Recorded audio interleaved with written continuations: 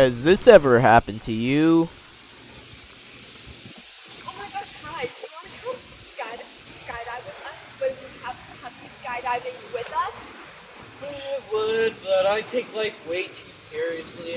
I have work to do. Plus, I don't want to see puppy pancakes. Then maybe you should try being like this guy!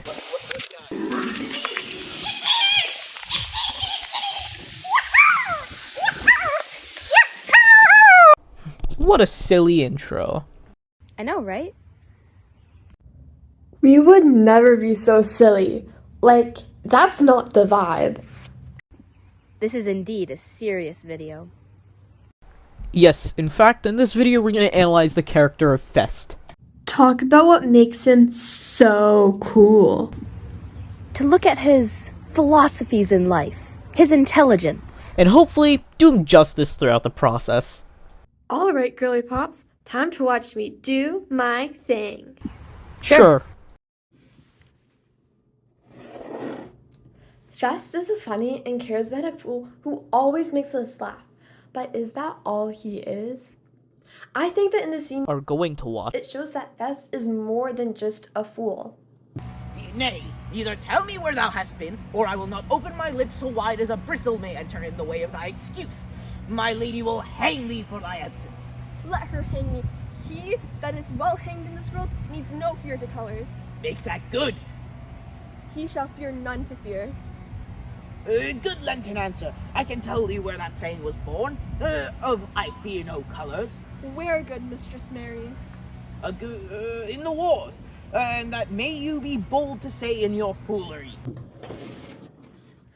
In Act 1, Scene 5, lines 4 to 5, Fest makes a retort to Maria by saying, "Let her hang me. He that is well hanged in this world needs to fear no colors."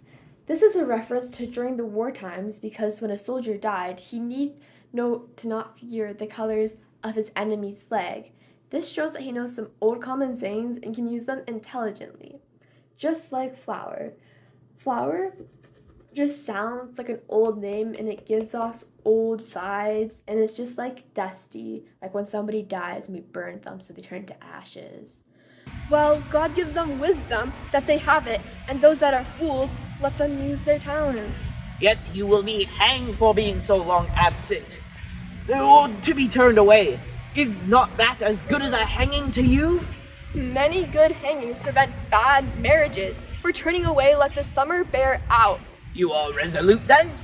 Not so neither, but I am resolved on 2 points. That if one break, the other will hold, or if both break, your gaskins will fall. Apt, in good faith, very apt. Well, go thy way. If Sir Toby would leave drinking, thou wert as witty a piece of Eve's flesh as any in Illyria. Peace, you rogue. No more of that. Here comes my lady. Make your excuse wisely. You are best. Wit ain't ye thy will, put me into good fooling. Those wits that think that they have thee, do very oft prove fools, and that I sure lack thee may pass for a wise man. For what says Quin Applause? Better a witty man than a witty fool. My next reference is from Act 1, Scene 5, line 34. Better a witty fool than a foolish wit. This is a quote. This quote is very important to the play because it shows that Fest knows that he is a witty fool who can make everybody laugh and just brighten up the room just like sugar, because sugar is sweet and whenever somebody has it, it makes them feel happy and nice. But then he also says a foolish wit, referring to Malvolio, because Malvolio is boring and doesn't make people feel good and just gross, like baking powder. Have you guys ever eaten this? It's kind of gross and disgusting. Like Malvolio, because he's boring.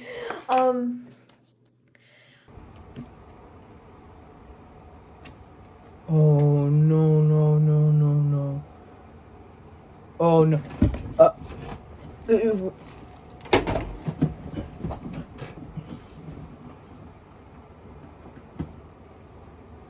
Gemma, what were you thinking?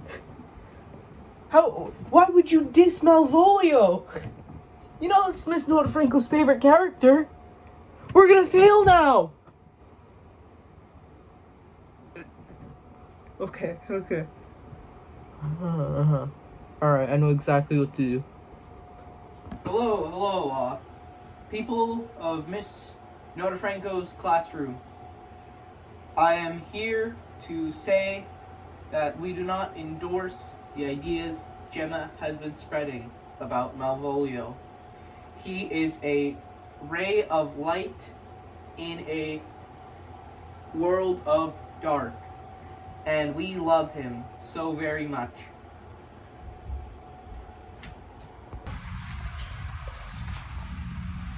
God bless thee, lady. Take the fool away. Do you not hear her, fellows? Take the lady away.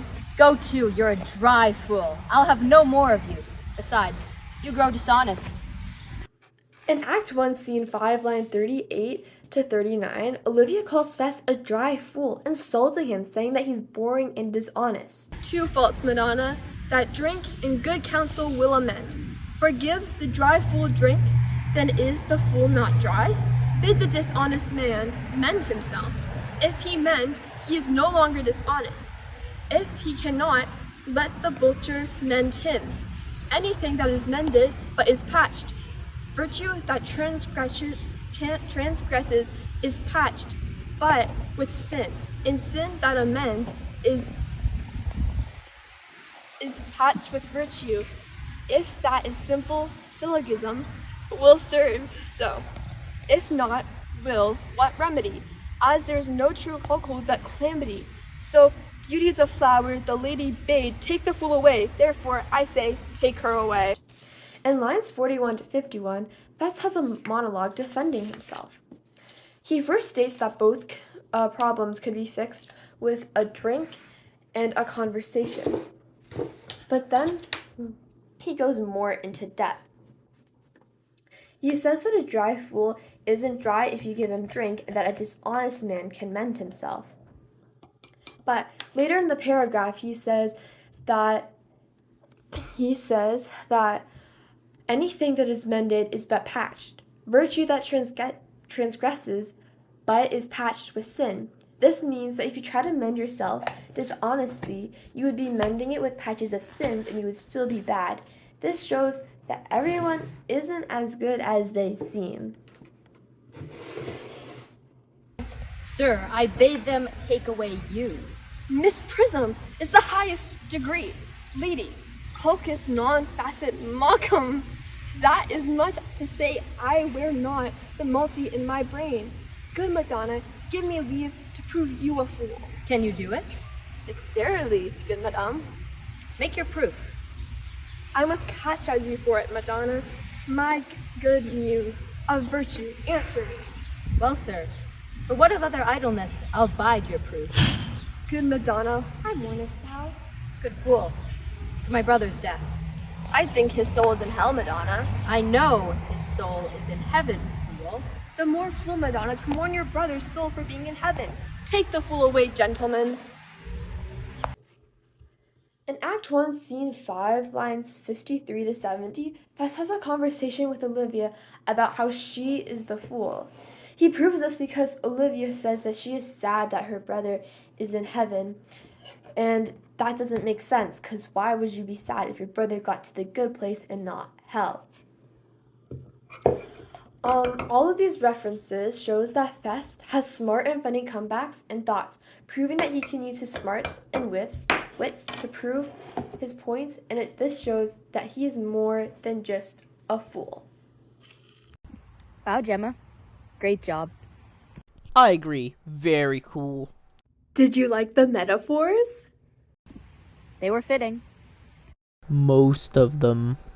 I am very sorry for the Malvolio slander. Good. Can we move on now? Yeah, go ahead, Sarah. They were fitting. Save thee, friend, and thy music. Dost thou live by thy tabor? No, sir. I live by the church. Art thou a churchman? No such matter, sir. I do live by the church, for I do live at my house, and my house doth stand by the church. So thou mayst say, the king lies by a beggar, if a beggar dwell near him, or the church stands by thy tabor, if thy tabor stand by the church. You have said, sir, to see this age, a sentence is but a cheverel glove to a good wit. How quickly the wrong side may be turned out. Fest is pestering Viola while she waits for Olivia in the garden. They tease each other, and then comes more difficult questions. Viola asks Fest about his sister. He says that my sister's name is a word, but to dally with that word might make my sister wanton. Nay, that's certain. They that dally nicely with words may quickly make them wanton. I would, therefore. My sister had no name, sir. Then Viola replies with, why, ma'am? Why, man? Why, sir, her name's a word, and to dally with that word might make my sister wanton. But indeed, words are very rascals since bonds disgraced them. Thy reason, man? Troth, sir, I can yield you none without words, and words are grown so false I am loath to prove reasonable. Fest says, I can yield you none without words, and words are grown false I am loath to prove reason with them. Fest is saying here that words are special, and they can hold great power when used well. He explains how his intelligence comes from words.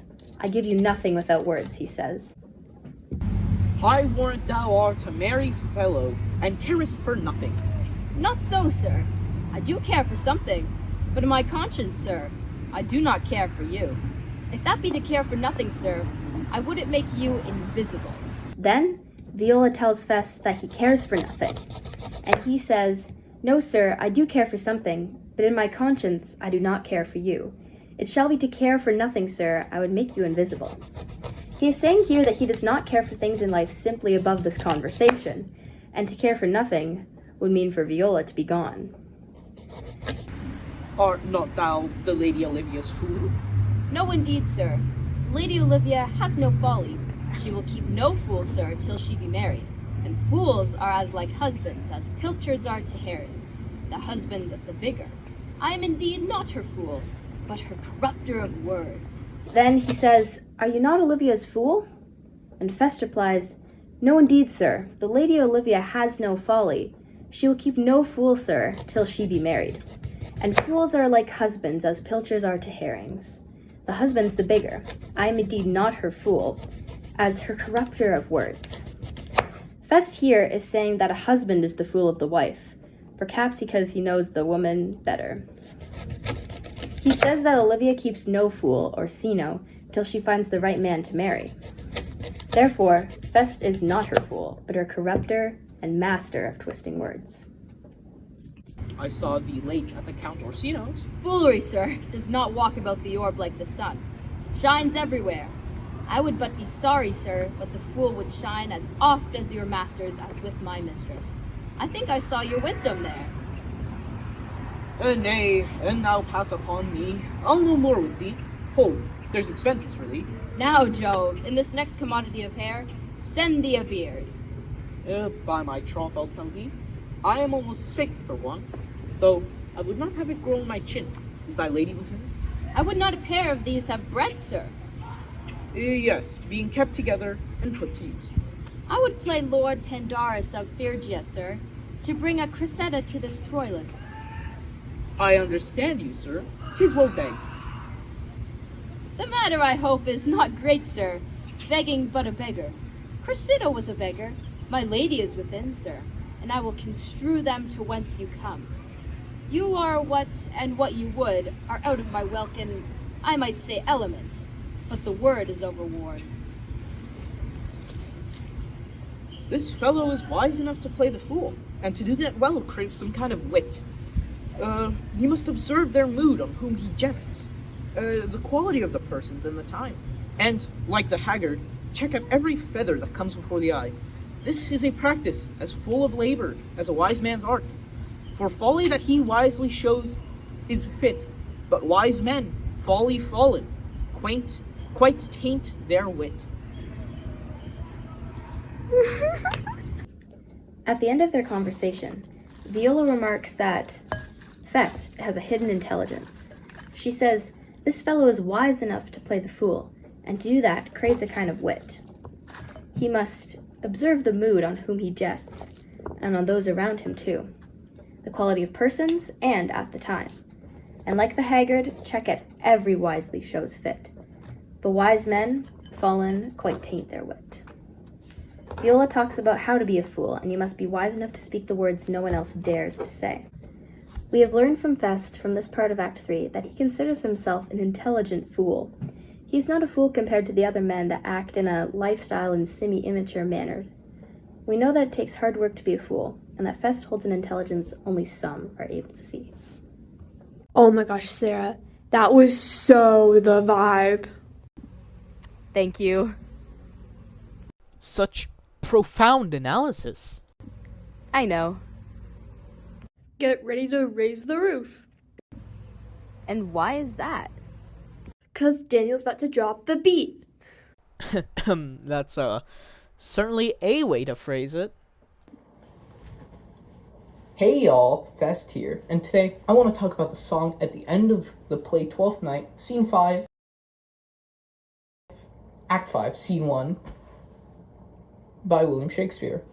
And I want to look at the lyrics, analyze them, and try and connect this to how this song reflects Fest's overall philosophy when it comes to life. Let's get started. First verse. For when that I was a tiny little boy, with hey-ho, the wind and rain, a foolish thing was but a toy, for the rain it raineth every day. Oh, done? Alright, great. So, this first verse, to me at least, I've interpreted as this character is a child. Obviously, when I was but a little tiny boy. And a foolish thing is but a toy. A foolish thing being but a toy, in this case, toy means trifle. Therefore, the biggest foolery, the biggest problem in this character's life is nothing but an insignificant toy, trifle. Nothing, pretty much. Because when you're a kid, life's very easy. Moving on, let's look at the second verse to see how this changes. When I came to a man's estate, with hey-ho, the wind and rain, against knaves and thieves men close their gates, for the rain it raineth every day. Oh, done? Alright, great. So now, this character has changed. Now, they are a young man, as reflected in the line, when I came into a man's estate, which means when I became a man. I'm assuming young man, because we just went from boy to man, so obviously a little young. That's change. And with this change came other changes, like how against thieves and knaves, men should close their gates. And what is a knave? A dishonest or unscrupulous man. Meaning, if he was a kid and he was dishonest, or if he was a little thief, he has to stop doing that, because people don't like that. So, second verse in, character's already changing. Let's look at the third. But when I came, alas, to wive, with hey-ho, the wind and rain, Swaggering. I could never thrive, for the rain it raineth every day. Done? No, done. Great. Now, verse 3. This verse shows even more change. In fact, bigger changes. When I came, alas, to wive, character has a wife now. Good for them. And in this case, he has a wife, and he can no longer thrive swaggering. Swaggering means to brag. And by swaggering, I can never thrive. Well, now he can't brag he can't thrive bragging about his riches and stuff. And perhaps this change is brought on by the fact that he now has a wife, and perhaps children in the future, or even in the present, that he needs to take care of. Next verse. And when I came unto my beds, with hey-ho, the wind and rain, with tosspot still come drunken heads, for the rain it raineth every day. This verse is silly. When I came unto my beds. This line means when I get old. When he's an old man now. He is an elderly fellow. And with tosspots still come drunken heads.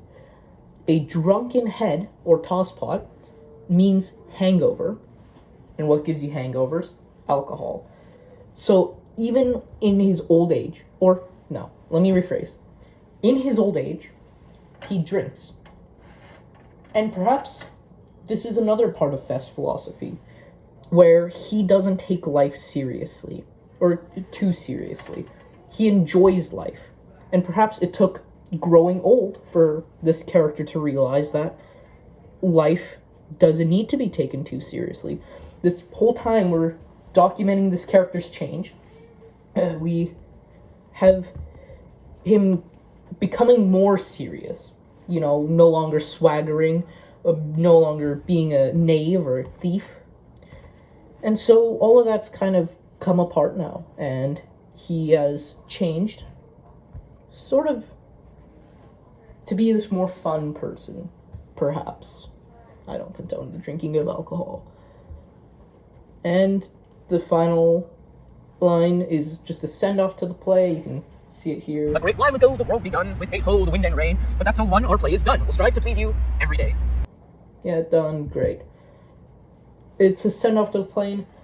Irrelevant for this case. It's just, you know, oh, I hope you had fun watching. We'll strive to please you every day. Yeah, it's a nice send-off. But what I want to talk about are the lines that I've been kind of ignoring this whole time. Those being the lines, with hey-ho, the wind and rain. Other verse. For the rain it raineth every day. Now, what does rain represent? Yeah, life, growth, renewal. All things relevant when talking about change. In fact, renewal is pretty much a synonym for change. And so, for the line, with hey-ho, the wind and rain, you know, there's wind, there's rain, there's change. And the rain, it raineth every day. The only constant thing, the only thing that doesn't change, is that things will change. It's paradoxical, yes, but I think it's also poetic. The rain rains every day. Change will happen. Change always happens. It's always happening around us. The people around you. And so that's what I think the song is. The song is acknowledging change. It's going to happen. This song is accepting change. The song is also, you know, not taking life too seriously at one point. Change yourself. And change your mind. Because that's how one thrives in life. And so there is my interpretation of this silly little song. I hope you enjoy all 7 minutes of it. And I might have to try and cut this down. Thank you for listening to me ramble. On to the finale. Superb singing, Danny. What a sleigh. I appreciate the compliments, guys. I love the tiny Danny on the screen. Me too. Is all that boring stuff done? I believe so, yeah. So we can move on to the finale. And the blue... Shh, that's the surprise. Okay, finale time.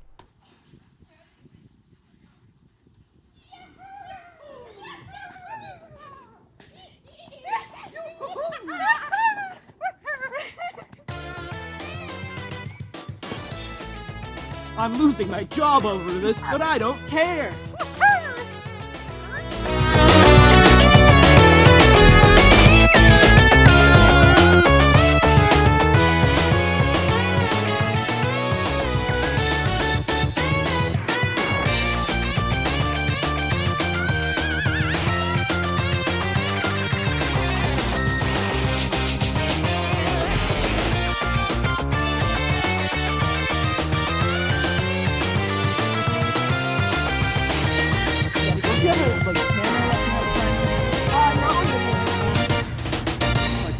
That's my picture.